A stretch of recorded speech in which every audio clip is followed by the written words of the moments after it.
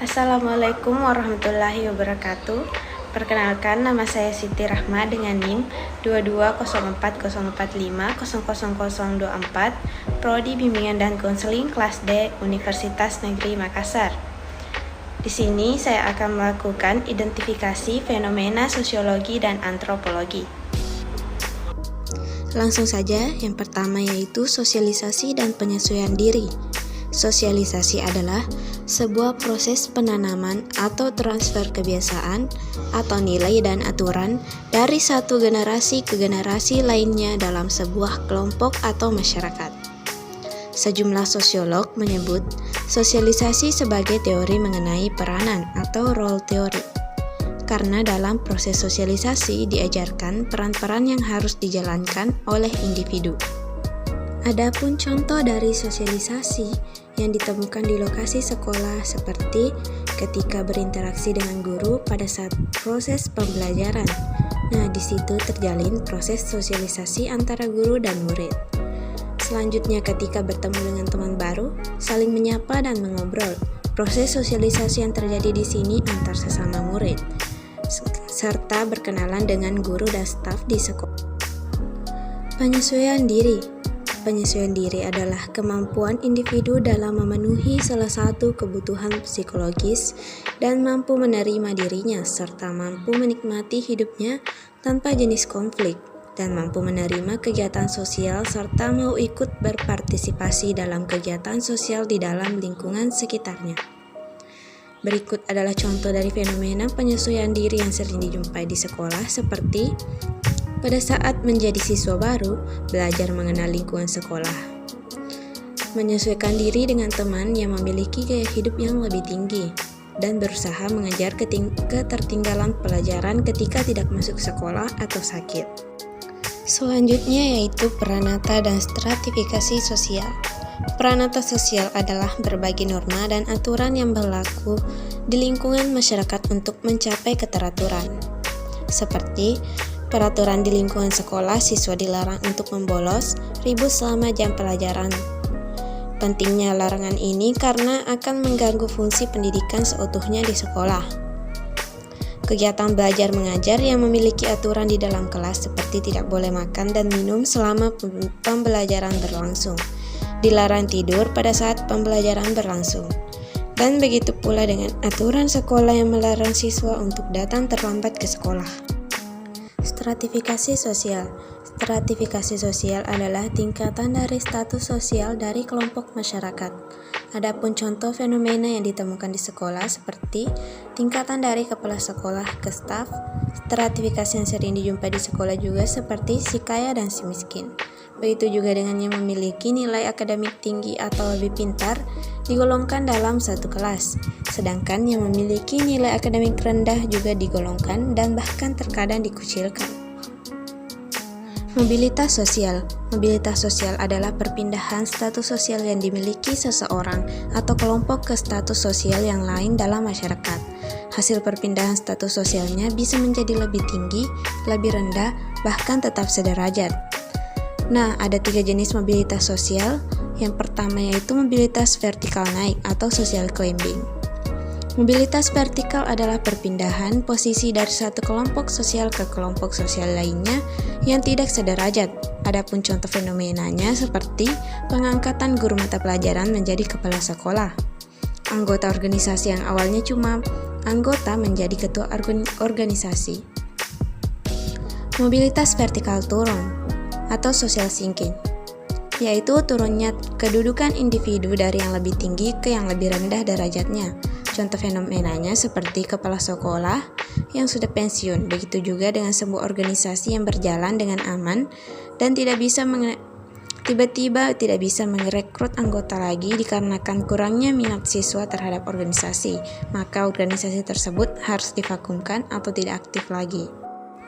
Mobilitas horizontal. Mobilitas horizontal merupakan perpindahan posisi dari satu kelompok sosial ke kelompok sosial lainnya yang sederajat. Contoh yang bisa kita temui di dalam sekolah adalah guru mata pelajaran IPA berpindah fokus menjadi guru mata pelajaran biologi. Perubahan sosial. Perubahan sosial merupakan suatu progres pergeseran struktur atau tatanan di dalam masyarakat yang meliputi pola pikir yang lebih inovatif, sikap, serta kehidupan sosialnya untuk mendapatkan penghidupan yang lebih bermartabat. Adapun contoh yang dapat ditemui di dalam sekolah seperti gaya rambut siswa ketika awal semester dan akhir semester. Pada awal semester, rambut siswa terlihat lebih tertata rapi, sedangkan ketika mendekati akhir semester, rambut siswa mulai berantakan. Begitu pula dengan gaya berpakaian siswa yang biasanya biasa-biasa saja menjadi lebih modern. Selanjutnya yaitu fenomena antropologi kebudayaan. Menurut Taylor, kebudayaan merupakan hal kompleks yang mencakup beberapa hal di dalamnya seperti kepercayaan, kesenian, hukum, moral, adat istiadat, serta kemampuan yang dapat diperoleh manusia sebagai bagian dari kelompok masyarakat tersebut. Adapun fenomenanya seperti siswa yang menggunakan pakaian batik pada hari Rabu dan Kamis. Siswa ketika bertemu guru harus membudayakan salim. Transmisi budaya. Transmisi budaya adalah proses di mana unsur-unsur budaya dalam bentuk sikap, nilai, kepercayaan, dan sikap perilaku diteruskan dan diajarkan kepada individu dan kelompok. Contoh fenomenanya seperti siswa memakai pakaian olahraga pada hari Sabtu secara turun-temurun merupakan budaya dan aturan dari sekolah tersebut. Budaya belajar. Budaya belajar merupakan serangkaian kegiatan dalam melaksanakan tugas belajar yang dilakukan siswa sehingga siswa menjadi kebiasaan. Adapun contoh fenomenanya seperti datang tepat waktu ke sekolah, bertanya dan menjawab pada saat proses diskusi, tidur di dalam kelas pada saat proses pelajaran sedang berlangsung, dan datang terlambat ke sekolah. Pendidikan multikultural. Pendidikan multikultural adalah proses pengembangan seluruh potensi manusia yang menghargai pluralitas dan heterogenitasnya sebagai konsekuensi keragaman budaya, etnis, suku, dan aliran atau agama. Contohnya seperti menyamaratakan hak dan kewajiban seluruh siswa di sekolah tanpa adanya perbedaan antara yang pintar dan yang bodoh atau antara si kaya dan si miskin, serta menghargai perbedaan suku, agama, dan kepercayaan teman. Analisis gap dan pendidikan ideal menurut tokoh pendidikan Indonesia Raden Adjeng Kartini. Raden Adjeng Kartini atau lebih dikenal sebagai Kartini adalah seorang pahlawan nasional Indonesia yang berjuang untuk hak-hak perempuan dan pendidikan bagi mereka pada masa kolonial Belanda. Dalam pandangan Kartini, pendidikan memiliki peran yang sangat penting dalam pembebasan perempuan dan masyarakat secara umum. Berikut adalah analisis gap antara konsep pendidikan ideal menurut Kartini dan konsep-konsep yang telah disebutkan. Pertama, sosialisasi. Sosialisasi merupakan proses pembentukan individu sebagai anggota masyarakat melalui pembelajaran nilai-nilai dan norma-norma yang berlaku. Konsep pendidikan ideal menurut Kartini menekankan pentingnya pendidikan yang memberikan kesempatan kepada perempuan untuk belajar dan berpartisipasi aktif dalam kehidupan sosial. Gap yang mungkin terjadi adalah bahwa sosialisasi tradisional pada zamannya seringkali mengabaikan perempuan, dan pendidikan yang terbatas bagi perempuan menjadi hambatan dalam proses sosialisasi yang sehat. Kedua, penyesuaian diri. Kartini percaya bahwa pendidikan yang ideal harus membantu perempuan dalam proses penyesuaian diri dengan perubahan sosial dan peran baru yang dihadapi oleh perempuan dalam masyarakat. Gap yang mungkin terjadi adalah bahwa kurangnya pendidikan yang memadai bagi perempuan pada masa itu membuat penyesuaian diri terhadap perubahan sosial menjadi sulit, karena perempuan tidak memiliki akses yang cukup untuk mendapatkan pengetahuan dan keterampilan yang diperlukan. Ketiga, peranata sosial. Pendekatan pendidikan ideal menurut Kartini melibatkan perubahan dalam peranata sosial yang membatasi peran perempuan dalam masyarakat.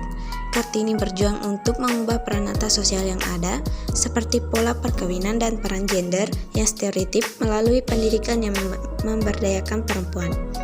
Gap yang mungkin terjadi adalah bahwa peranata sosial yang kuat dan konservatif pada masa itu mungkin menjadi kendala dalam mewujudkan pendidikan ideal menurut Kartini. Stratifikasi sosial. Kartini mengkritik stratifikasi sosial yang ada, di mana perempuan terjebak dalam posisi yang rendah dalam hierarki sosial. Pendidikan ideal menurut Kartini adalah pendidikan yang memberikan kesempatan kepada semua perempuan tanpa memandang status sosial atau latar belakang mereka. Gap yang mungkin terjadi adalah bahwa stratifikasi sosial yang kuat pada masa itu dapat menghambat akses perempuan dari lapisan sosial bawah ke pendidikan yang berkualitas. Kelima yaitu mobilitas sosial. Kartini memperjuangkan mobilitas sosial bagi perempuan melalui pendidikan. Dia berpendapat bahwa pendidikan yang baik akan memberikan kesempatan kepada perempuan untuk meningkatkan posisi sosial mereka dan mendapatkan kesetaraan dengan pria. Gap yang mungkin terjadi adalah bahwa pada masa itu, mobilitas sosial perempuan terbatas karena terkendala oleh faktor-faktor sosial dan ekonomi yang kuat. Keenam, perubahan sosial. Kartini melihat pendidikan sebagai sarana untuk menciptakan perubahan sosial yang lebih adil dan setara. Dia berharap bahwa dengan memberikan pendidikan yang lebih baik bagi perempuan, akan terjadi perubahan sosial yang menghormati hak-hak perempuan dan mempromosikan kesetaraan gender. Gap yang mungkin terjadi adalah bahwa pada masa itu perubahan sosial yang signifikan masih sulit tercapai karena adanya resistensi terhadap perubahan dari pihak yang lebih konservatif. Selanjutnya yaitu kebudayaan. Dalam konteks kebudayaan, Kartini mendorong pemberdayaan perempuan melalui pendidikan. Namun dalam beberapa kebudayaan tertentu, terutama yang masih kuat dalam norma-norma patriarki, terdapat hambatan yang menghalangi perempuan untuk mengakses pendidikan dengan bebas. Transmisi budaya yang kuat dan tidak fleksibel dapat menjadi hambatan dalam mencapai pendidikan ideal Kartini.